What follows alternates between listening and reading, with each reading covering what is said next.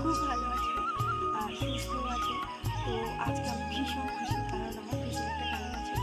তো যখন কোনো কিছু জন্য আশা করে থাকি সেটা নিশ্চয়ই সে খুব খুশি হয়। তো আমার জেঠি আমাকে একটা ছোট বেলফুলের ডাল দিয়েছিল। তো আজকে কিন্তু সেই বেলফুল গাছটা মোটামুটি খুবই বড় হয়নি, ছোট না। তো সেই বেলফুল গাছে জানো আজ ফুল ফুটেছে, আবার তার সঙ্গে একটা কুঁড়িও হয়েছে। তো চলো বন্ধুরা, দেখে নাও আমাদের ছোট্ট বেলফুল গাছে ছোট্ট একটা বেলফুলের কুঁড়ি আর কিউটি একটা ছোট্ট বেলফুল ফুটেছে। তো দেখো, আমি কিন্তু স্নান টান করে একদম রেডি শেডি হয়ে ঠাকুর ঘর থেকে ঠাকুরের থালা বাসনগুলো নিয়ে চলে এসেছি। আমি কিন্তু এগুলোকে ধুয়ে নিচ্ছি, তারপর কিন্তু এগুলোকে সুন্দর করে ভালোভাবে মেজে নেব।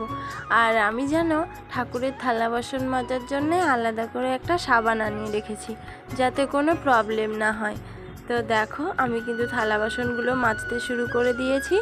আর তোমাদের সঙ্গে গল্প করতে করতে না আমার কিন্তু প্রায় থালা বাসনগুলো মাজা হয়ে এসেছে।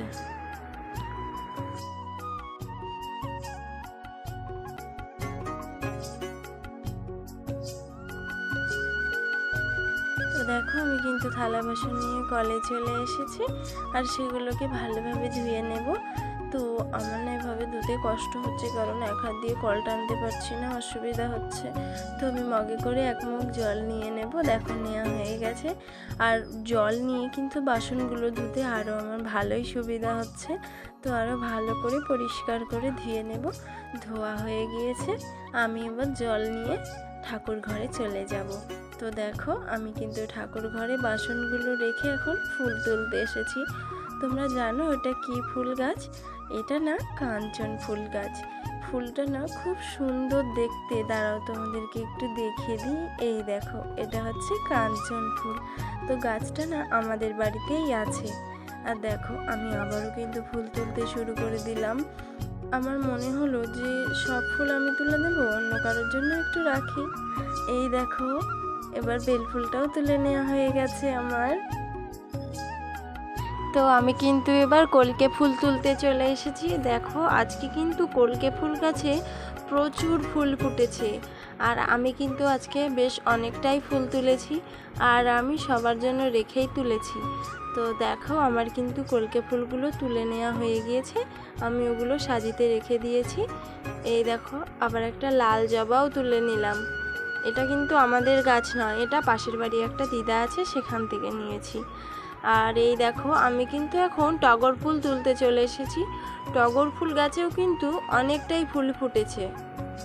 আর এবার কিন্তু দুটো ঝুড়ি ফুলও তুলে নিলাম, সেগুলো তোমাদের দেখিয়ে দিলাম। দেখো, এখন কিন্তু আমি পুজো দেওয়ার জন্য একটা আসন পেতে নিয়েছি, বসেও পড়েছি। এবার ঠাকুরের থালা বাসনগুলো সব বার করে নিয়ে নেব, নিয়ে তারপর আমি পুজো দিয়ে দেব।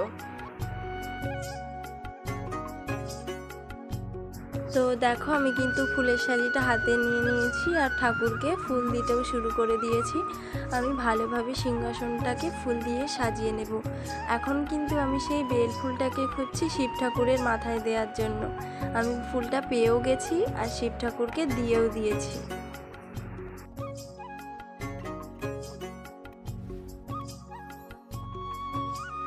তো দেখো, আমার কিন্তু ঠাকুর ঘরটা প্রায় সাজানো হয়ে এসেছে। এবার আমি এটা তোমাদেরকে দেখিয়ে দিলাম। তো কেমন হয়েছে তোমরা কিন্তু আমাকে একটু কমেন্ট করে জানিয়ে দিও, ঠিক আছে? তো দেখো, আমি কিন্তু ভোগ দেওয়ার জন্য রেডি। ঠাকুরের থালা বাসনগুলোও পেতে নিয়েছি। আমি এবার ঝুড়ি থেকে দুটো কলা নিয়ে নিলাম। আমি আজকে কলা আর বাতাসা দিয়ে ঠাকুরের ভোগ দেব। তো এবার কলাটা কিন্তু আমি ভালোভাবে ধুয়ে নেব, আসলে বাজার থেকে আনা তো সেই জন্যে। তো আমার ধোয়া হয়ে গিয়েছে। আমি কিন্তু এবার কলাটাকে ছাড়িয়ে নিচ্ছি, তারপর ঠাকুরের থালায় দিয়ে দিলাম। তো দেখো, আমি কিন্তু বাতাসাটা ভেঙে ঠাকুরের বাটায় দিয়ে দিচ্ছি। তো আমার কিন্তু বাতাসা দেয়া হয়ে গিয়েছে। আমি এবার ঠাকুরের গ্লাসগুলোতে জলও দিয়ে দিলাম। আর এবারে আমি কিন্তু বাটা গ্লাসে একটা একটা করে ফুল দিয়ে খুব সুন্দর করে সাজিয়েও নিলাম।